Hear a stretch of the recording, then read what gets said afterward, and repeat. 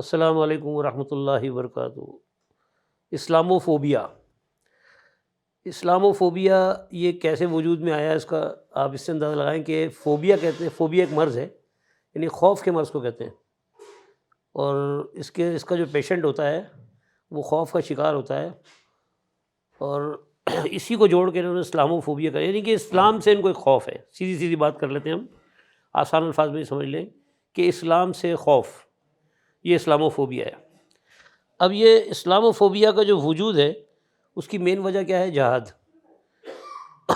جس سے یہ مطلب ان کو خوف ہے۔ اور یہ حقیقت ہے کہ جتنی طاقتور فوجیں ہونے کے باوجود بھی، اور ان کو صرف خوف کسی فوج کا نہیں ہے، ان کو خوف صرف ان مجاہدین کا ہے جو مٹھی بھر ہوتے ہیں اور جو ان کے لیے مشکل پیدا کر دیتے ہیں۔ وَأَنْتُمُ الْأَعْلَوْنَ إِن كُنتُم مُؤْمِنِينَ، اللہ تعالیٰ کہتا ہے کہ تم ہی غالب رہو گے اگر تم ایمان والے ہوئے۔ تو شروع سے اگر ہسٹری اٹھا کے دیکھیں اللہ کے نبی صلی اللہ علیہ وسلم کے دور سے، تو وہ بھی مٹھی بھر مسلمان تھے جن کو نکال دیا گیا تھا، مکے سے نکال دیا گیا۔ جب وہ مدینہ پہنچے اور پھر وہ متحد ہوئے، اور جب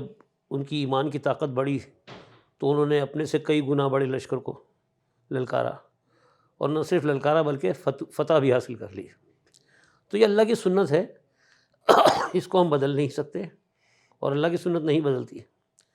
تو بہرحال اگر اس کے اوپر اگر آپ بہترین حل تو یہ ہے کہ میں کہوں گا کہ وہ ایک ڈرامہ ٹی وی پہ جو اکثر آپ نے دیکھا ہوگا ارطغرل کا، اگر آپ وہ دیکھ لیں تو میں سمجھتا ہوں کہ آپ کو بہترین انداز میں سمجھ میں آ جائے گا، کہ کیونکہ اس میں ساری چیزیں انہوں نے دکھائی ہیں، وہ ساری منظر کشی اگر آپ دیکھ لیں گے۔ اب تو آسان ہو گیا دور، پہلے تو کتابیں پڑھنی پڑتی تھی بہت، اب تو میڈیا کا دور ہے کہ جو چیز آپ چاہیں کال کر لیں اور اس کو مطالعہ کر لیں اور سمجھ لیں، یعنی سمجھنا اب آسان ہے پہلے کی بنسبت۔ تو بہرحال میں اس کو یہ سمجھ لیں کہ اگر آپ کو آسان الفاظ میں سمجھانا چاہوں تو میں یہ ایک صورت ہے، سورہ محمد کی پہلی بلکہ آیت ہے، اگر آپ اس کو، اصل میں تو یہ لاتے بھی یہیں سے ہیں، سورہ محمد میں کھول لیتا ہوں، اس کی پہلی آیت ہے۔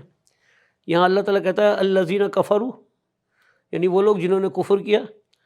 صدوا عن سبیل اللہ، صدو کہتے ہیں رکاوٹ بننے کو، روک بن کے کھڑے ہو جانا، صدوا عن سبیل اللہ، یعنی وہ روک بن کے کھڑے ہو گئے اللہ کی راہ میں، کہ یعنی اللہ کے دین کو پھیلنے نہیں دینا ہے۔ تو اللہ تعالیٰ کہتا ہے اضل اعمالہم، تو ہم نے اکارت کر دی ان کے اعمال، یعنی ضائع کر دی ہم نے ان کے۔ تو یہ بڑی غور طلب آیت ہے، اس کے اندر اگر ہم اور بھی پڑھیں گے، ویسے تو اب میں آپ کو یہ مشورہ دوں گا کہ سورہ محمد کا پورا مطالعہ کر لیں۔ جو لوگ سوال اٹھاتے ہیں نا وہ اس سے ہی اٹھاتے ہیں، اور وہ جو کہتے ہیں نا کہ ان کی گردنیں مار دو اور یہ سب اس کے اندر ہے، اس کو ذرا آپ غور سے پڑھنا آپ، تو آپ کو اس بات کا جواب بھی مل جائے گا۔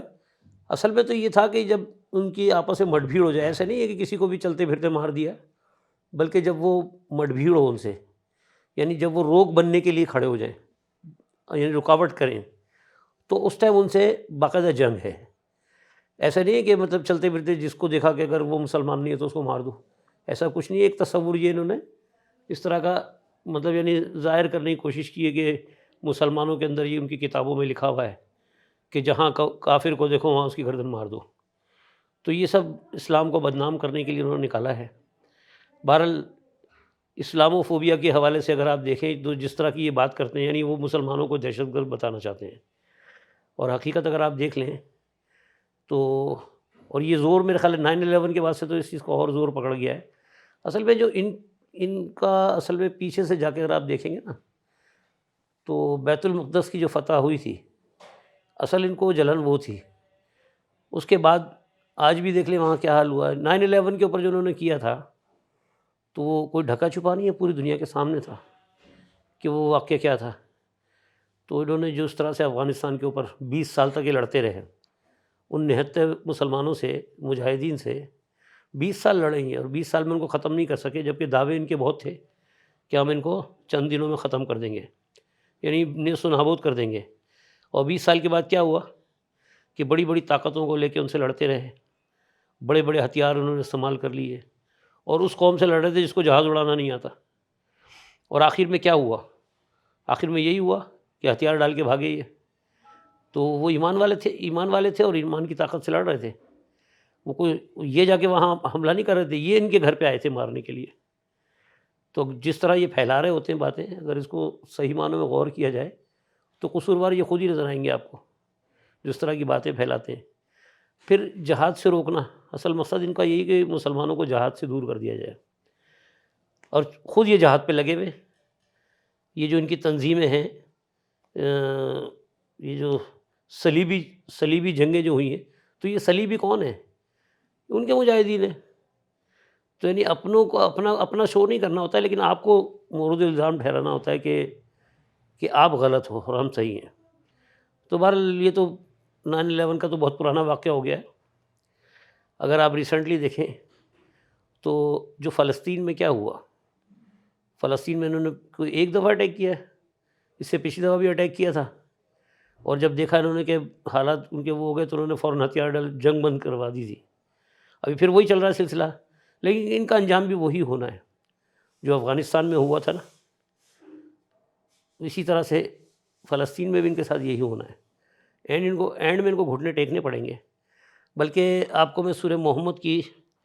ایک آیت اور آگے ہے جس میں اللہ تعالیٰ کہتا ہے کہ جنگ ہتھیار ڈال دے۔ اب حیرانی کی بات ہے کہ جنگ کیسے ہتھیار ڈال دے؟ آیت نمبر 4 ہے اس کی، پھر جب تمہارا ان سے مقابلہ ہو جائے، اب یہ مقابلے کی بات ہو رہی ہے، جنہوں نے کفر کیا تو خوب ان کی گردن اڑاؤ، یعنی یقیناً اگر آپ نہیں مارو گے تو وہ ماریں گے، یہاں تک کہ جب انہیں خوب قتل کر چکو تو مضبوطی سے باندھ لو، یعنی ان کو قیدی کر لو، پھر بعد میں یا تو احسان کر کے چھوڑ دو یا فدیہ لے کر، یہاں تک کہ جنگ اپنے ہتھیار رکھ دے۔ اب یہ جنگ اپنے ہتھیار رکھ دے سے مراد یہ ہے کہ وہ مجبور ہو جائیں، یعنی ہار ماننے پہ، اور یہی افغانستان میں ہوا تھا، اور انشاءاللہ یہی یہاں پر بھی ایسا ہی ہوگا اسرائیل میں۔ اگر اللہ چاہتا تو ان سے انتقام لے لیتا، لیکن اس نے یہ حکم اس لیے دیا ہے تاکہ تم میں سے بعض کو بعض کے ذریعے آزمائے، اور جو لوگ اللہ کی راہ میں قتل کر دیے گئے تو ان کے اعمال ہرگز ضائع نہیں فرمائے گا اللہ تعالیٰ۔ تو یہ مختصر سی میں نے جو تھوڑا سا بہتر سمجھا، ویسے تو یہ بہت لمبا موضوع ہو سکتا ہے، کیونکہ میری اپنی طبیعت بھی اتنی اس وقت سیٹ نہیں ہے کہ سانس تھوڑا سا میرا پھول رہا ہے، تو میں خود بھی چاہ رہا تھا کہ کم سے کم بات میں یہ بات کلیئر ہو جائے تو اچھا ہے۔ پھر کچھ روایتیں وہ ہیں جن کو بیس بنا کے اسلام کو بدنام کیا گیا، وہ من گھڑت روایتیں ہیں، جھوٹی روایتیں ہیں، جس کو ہمارے علماء بڑے فخر سے بیان کرتے ہیں کہ وہ لونڈی سے بغیر نکاح کے مباشرت جائز ہے۔ اب یہ انتہائی سمجھو کہ شرمناک بات ہے جو روایتوں میں آئی ہیں، اور خلاف قرآن بھی ہے، اور اس طرح کے جس کو یہ خود کوٹ کرتے ہیں کہ دیکھو تمہاری یہاں تو یہ زنا عام ہے، دوسرے کو کہتے ہو کہ زنا تمہاری تو زنا عام ہے، لونڈیاں رکھنے کی اجازت دی ہوئی ہے تمہارے مذہب نے، تو صحیح کہتے ہیں، مذہب کہتے ہیں وہ، تمہارے مذہب نے رکھی ہوئی ہے، لیکن میں تو اس کو مذہب نہیں مانتا، میں دین مانتا ہوں۔ دین میں ایسی کوئی گنجائش نہیں ہے جس میں بغیر نکاح کے کسی عورت کے ساتھ جو ہے مباشرت ہو، وہ زنا ہے اور زنا رہے گا۔ قرآن کا فیصلہ ہے، اگر اس کا جواب دیکھنا چاہتے ہیں تو والمحصنات جہاں سے شروع ہوتا ہے وہیں سے پڑھنا شروع کر دیں، آپ کو انشاءاللہ جواب مل جائے گا۔ بہرحال مختصر یہ کہ اسلام و فوبیا صرف اور صرف مسلمانوں کو کمزور کرنے کے لیے لفظ پھیلایا گیا ہے، اور مسلمانوں کی کم عقلی ہے کہ وہ بھی جہاد سے بھاگ رہے ہیں،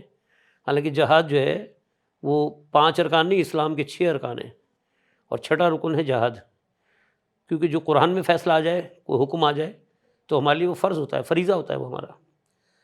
اور اس کو چھوڑ کر آج مسلمان تباہ ہیں۔ صرف چند ممالک ہیں جو جہاد کی طرف اس وقت زور دے رہے ہیں، اور وہ دیکھ لیں وہ کامیابی کی طرف راغب ہیں، اللہ تعالیٰ نے کو کامیابی دی ہے۔ اللہ کے نبی نے سب سے پہلے جہاد تو اللہ کے نبی نے خود کیا، اور اپنے آپ کو عاشق رسول کہنے والے یہ بات بھول جاتے ہیں کہ یہ تو اللہ کے نبی کی سنت ہے،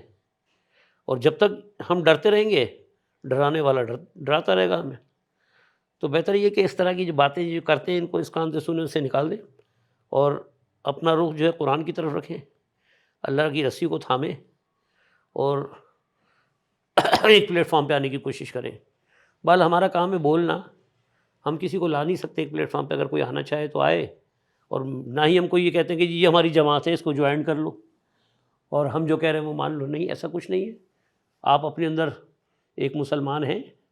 آپ کے گھر میں اللہ کا کلام موجود ہے، اس کو ترجمے سے پڑھیں، غور کریں اور اس پہ عمل کریں، باقی سب دیگر کتب کو چھوڑیں اور اس طرف آئیں، کیونکہ جب تک ہم اس کے ساتھ دوسری کتابیں جوڑتے رہیں گے ہم کبھی ایک پلیٹ فارم پہ نہیں آ سکتے، کیونکہ جتنی بھی کتابیں لکھی گئی ہیں قرآن کے خلاف ہے زیادہ تر۔ ہاں کچھ چیزیں اچھی لکھی جاتی ہیں تاکہ لوگ راغب کرنے کے لیے، اور اس کے اندر پھر تھوڑا سا کچھ نہ کچھ اضافہ کر دیا جاتا ہے گمراہ کرنے کے لیے، اور یہ کہنا کہ قرآن کو پڑھ کے بھٹک جائیں گے تو یہ ان لوگوں کا کام ہے بھٹکنا جو پہلے سے بھٹکے ہوئے ہوتے ہیں یا جو دین کو سمجھنا ہی نہیں چاہتے اور وہ اپنے مسلک کے اندر اپنے فرقے میں خوش رہنا چاہتے ہیں۔ بہرحال اپنا خیال رکھیں، جو مختصر میں بیان کر سکتا تھا میں نے بیان کر دیا۔ السلام علیکم۔